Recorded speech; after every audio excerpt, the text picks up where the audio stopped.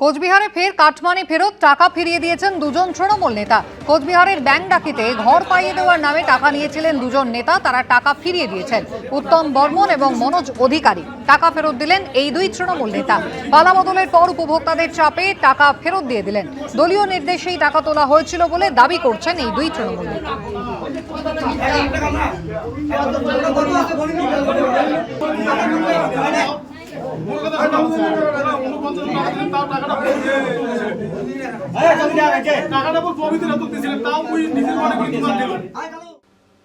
মঙ্গলবার বিধানসভার অধিবেশনে দেখা গেল নাটকীয় পরিস্থিতি।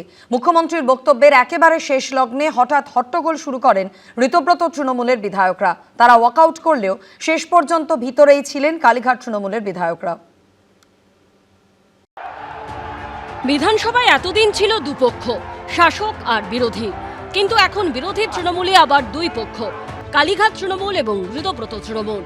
এই আবহে মঙ্গলবার বিধানসভার অধিবেশনে দেখা গেল নাটকীয় পরিস্থিতি। তৃণমূলের দুই শিবির নিশানা করল পরস্পরকে। তারপর মুখ্যমন্ত্রীর বক্তব্যের একেবারে শেষ লগ্নে ওয়াকআউট করল ঋতব্রত তৃণমূল। ভেতরে রয়ে গেলেন কালীঘাট তৃণমূলের কুণাল ঘোষ, শোভনদেব চট্টোপাধ্যায়রা। তৃণমূল থেকে গেল, মাননীয় মুখ্যমন্ত্রীর বক্তব্য শেষ করতে দিন। আসল দাবি করা তৃণমূল পালিয়ে গেল, একটাকে বাঁচতে দেবেন না। আর যে আপনারা যেটা নারী নির্যাতন বলছেন, নারী নির্যাতন বলছেন, ঋতব্রত একটা লিখিত ভাবে দেবেন, আমরা ব্যবস্থা নেব, কথা দিলাম আপনাকে। মঙ্গলবার বিধানসভায় রাজ্যপালের ভাষণের উপর আলোচনা ছিল। বক্তব্য রাখতে উঠে বিজেপি সরকারকে ধন্যবাদ জানান বিরোধী দলনেতা ঋতব্রত বন্দ্যোপাধ্যায়। আমি সরকারকে এই কারণে ধন্যবাদ জানাবো যে আমাকে অন্তত সরকার হাউসের মধ্যে বলেননি যে 10 বছর মুখে লিউকোপ্লাস্ট লাগিয়ে বসে থাকতে হবে। যারা দুর্নীতি করেছেন, যারা অপরাধে অভিযুক্ত, তদন্ত হোক স্যার, কোনো সমস্যা নেই, কিন্তু যারা কোনো কিছু করেননি তাদের মিথ্যা মামলা কেন স্যার দেওয়া হবে? জবাবে 2021-এর ভোট পরবর্তী হিংসার প্রসঙ্গ টেনে আনেন মুখ্যমন্ত্রী শুভেন্দু অধিকারী। যে অত্যাচার আপনারা করেছেন 21-এ, এই অত্যাচার কোন সভ্য দেশে হয় না। আপনারা হিসাবটা শুধু দেখলে অবাক হয়ে যাবেন যে পশ্চিমবঙ্গে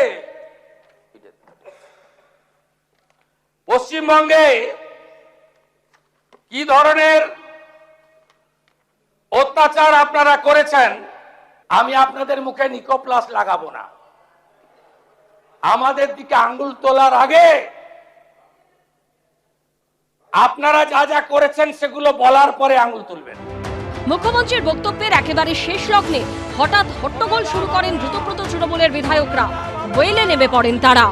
কোনো লাভ হবে না, আমরা জিতে এসেছি মানুষের জন্য, মানুষের কাজ করব, মানুষের কাজ করব। মাননীয় মুখ্যমন্ত্রীকে বক্তব্য শেষ করার সুযোগ দিন। মাননীয় সদস্যবৃন্দ, মুখ্যমন্ত্রীর বক্তব্যের প্রায় শেষ লগ্নে এসে আচমকা ওয়াকআউট করেন ঋতব্রত তৃণমূলের বিধায়করা। পালান পালান পালান পালান, শুনতে খারাপ লাগছে, পালান। সবাই যাবে তো, সবাই যাবে, যান যান যান যান যান, হয়ে গেছে, শুনতে খারাপ লাগছে, যান যান।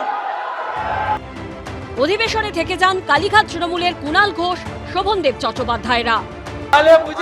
সদস্যগণ, আপনাদের কাছে অনুরোধ, আপনারা বসুন। তৃণমূল থেকে গেল, মাননীয় মুখ্যমন্ত্রীর বক্তব্য শেষ করতে দিন। থেকে গেল, আসল দাবি করা তৃণমূল পালিয়ে গেল,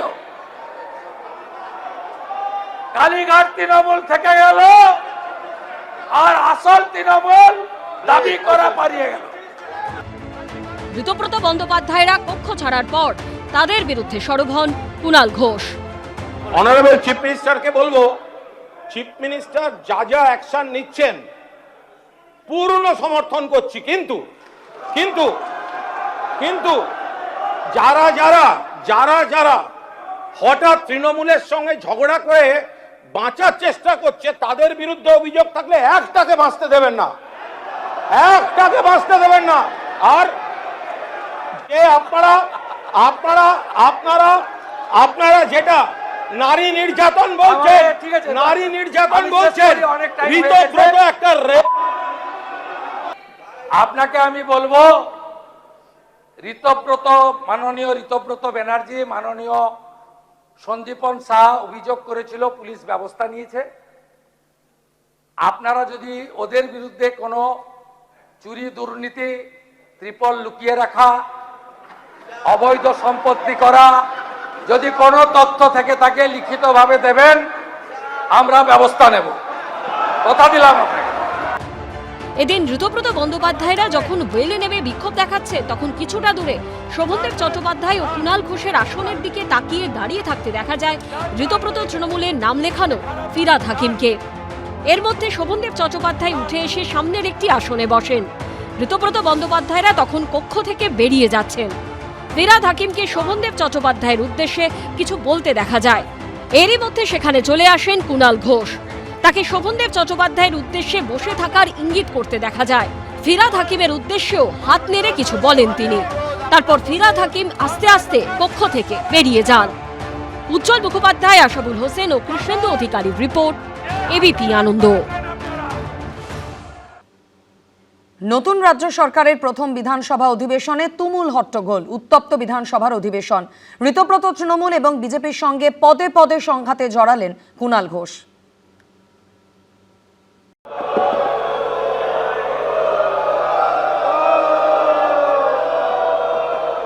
আমাকে গুরুত্ব দেওয়ার জন্য আপনাদের সকলকে আন্তরিক ধন্যবাদ। ঋতব্রত তৃণমূল ও বিজেপির সঙ্গে পদে পদে সংঘাত, কড়া আক্রমণ আর ধারালো জবাব। মঙ্গলবার কুণাল ঘোষের ডেবিউ ভাষণ ঘিরে উত্তাল হলো বিধানসভার অধিবেশন। নামের একটা ব্র্যান্ড ভ্যালু আছে, বন্ধুরা ভালো বলবেন, শত্রুরা খারাপ করবেন, বাট ইউ কান্ট ইগনোর, নামটা মনে রাখবেন, কুণাল কুমার ঘোষ। মঙ্গলবার কুণাল ঘোষ বক্তব্য রাখার সময় ওঠে চোর চোর স্লোগান। পাল্টা বিজেপি বিধায়কদের সঙ্গে বিতণ্ডায় জড়ান বেলেঘাটার তৃণমূল বিধায়ক।